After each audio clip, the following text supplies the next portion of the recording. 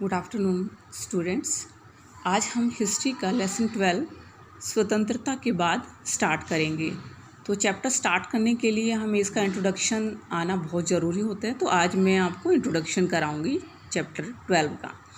और ये जो इंट्रोडक्शन होते हैं ये चैप्टर को समझने में बहुत हेल्प करते हैं। और ये जो इंट्रोडक्शन है, चाहे वो हिंदी मीडियम स्टूडेंट हो या इंग्लिश मीडियम स्टूडेंट, दोनों के लिए ही इम्पोर्टेंट है।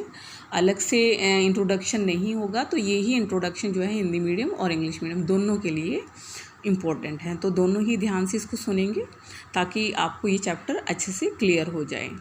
तो जैसा कि आपने चैप्टर का नाम पढ़ा है स्वतंत्रता के बाद, तो इसमें स्वतंत्रता के बाद की सारी सिचुएशन इस चैप्टर में आपके आएंगी। तो पहले है कि देश के सामने समस्याएं, कि जब हम आज़ाद हुए थे तो देश के सामने बहुत समस्या थी। पहली समस्या तो यही थी कि जब हम आज़ाद हुए थे तो पाकिस्तान भी हमारे साथ ही एक दूसरा राष्ट्र बना, इंडिया का टुकड़े हो गए और दो बन गए राष्ट्र, एक हिंदुस्तान और एक पाकिस्तान। तो इस वजह से बहुत सारे लोग पाकिस्तान से हिंदुस्तान आ रहे थे और हिंदुस्तान से पाकिस्तान जा रहे थे।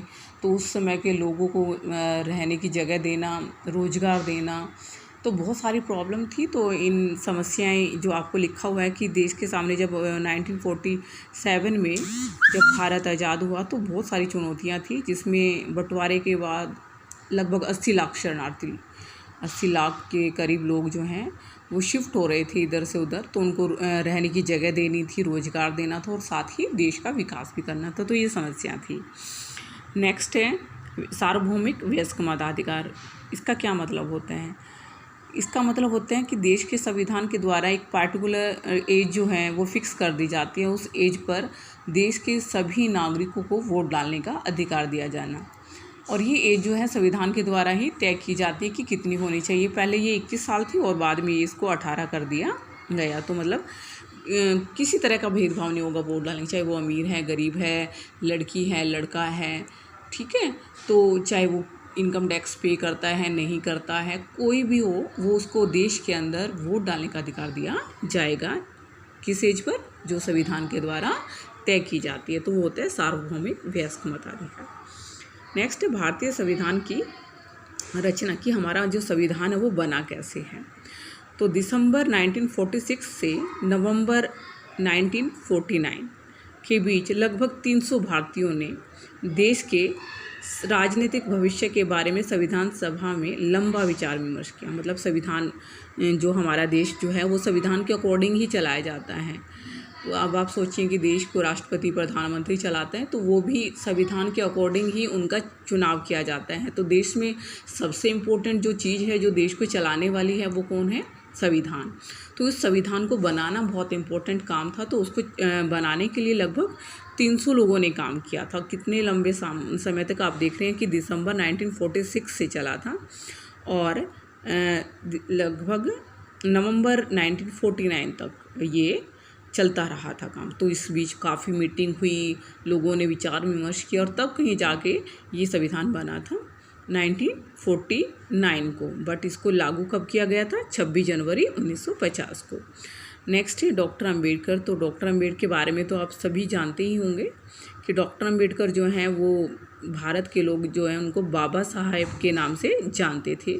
और वो पेशे से एक वकील थे और एक अर्थशास्त्री थे।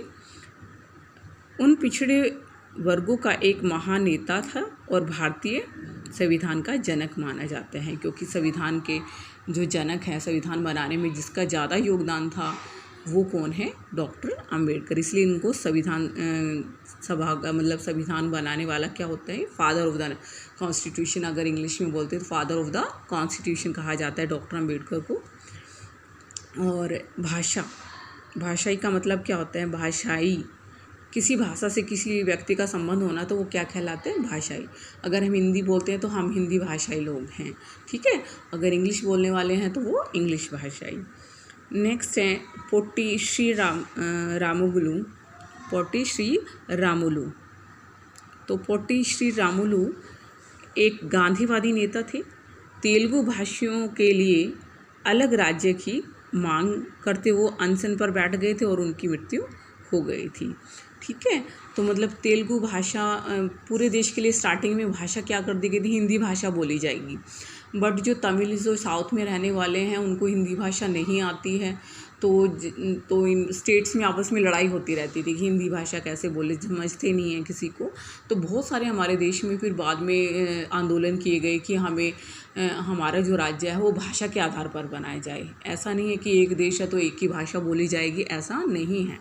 जैसे पंजाब में पंजाबी बोली जाती है, हरियाणा के लोग हरियाणवी बोलते हैं, तो लड़ाई झगड़े दंगे होते रहते थे। इसलिए भाषा के आधार पर हमारा क्या हो गया, पंजाब अलग कर दिया और हरियाणा अलग हो गया। ऐसे ही गुजरात को अलग किया गया, बॉम्बे से गुजरात में गुजराती बोली जाती है, महाराष्ट्र में मराठी बोली जाती है। तो भाषा के आधार पर बाद में सबसे पहले जो आवाज़ उठाने वाला राज्य था वो कौन सा था, तमिल, जहाँ पर श्री पोट्टी श्रीरामुलु ये जो एक व्यक्ति थी, इन्होंने आवाज़ उठाई थी कि हमारा जो तमिल राज्य है वो अलग बनाया जाए, ठीक है, ताकि हम आराम से रह सकें, क्योंकि हमारी जो भाषा है वो दूसरे से राज्य से मैच नहीं करती, तो हमारे लिए दिक्कत है, इसलिए हमारा राज्य बनाया जाए अलग से। और ये अनशन पर बैठ गए थे, और अनशन पर बैठने से ही इनकी क्या हो गई थी, मृत्यु हो गई थी। तो इससे बहुत ज़्यादा हिंसा भी भड़क उठी थी, ठीक है। तो उसके बाद जो तमिल है वो अलग राज्य बन गया था। नेक्स्ट है भूतपूर्व रियासतें। भूत मतलब पुराने जो राज्य थे, उनको रियासतें का मतलब राज्य ही होता है एक तरीके से। तो जब अंग्रेज थे तो उन्होंने क्या थे, अंग्रेज़ों से पहले राजा के अंडर में हुआ करता था सब कुछ, तो छोटे छोटे राजाओं की अलग अलग रियासतें होती थी। तो आज़ादी के बाद जो है प्रॉब्लम ये थी कि ये सारी जो रियासतें हैं, अब वो दोबारा अंग्रेज तो चले गए छोड़ के, तो अंग्रेज़ों ने बोला जिसकी जो भी राजा था यहाँ पे उसी के ख़ानदान को मिल जाता है ये। तो इसलिए बहुत दिक्कत थी भारतीयों के लिए एक राष्ट्र बनाना, या छोटे छोटे राज्य जो राजा रहते थे तो छोटे छोटे राजा के राज्य बन जाएंगे, तो पूरा बड़ा देश नहीं बनेगा जिससे कि देश को ख़तरा नहीं होगा। तो इसलिए उन रियासतों को एक करना, एक राष्ट्र बनाना जो है देश के लिए बहुत बड़ी प्रॉब्लम थी।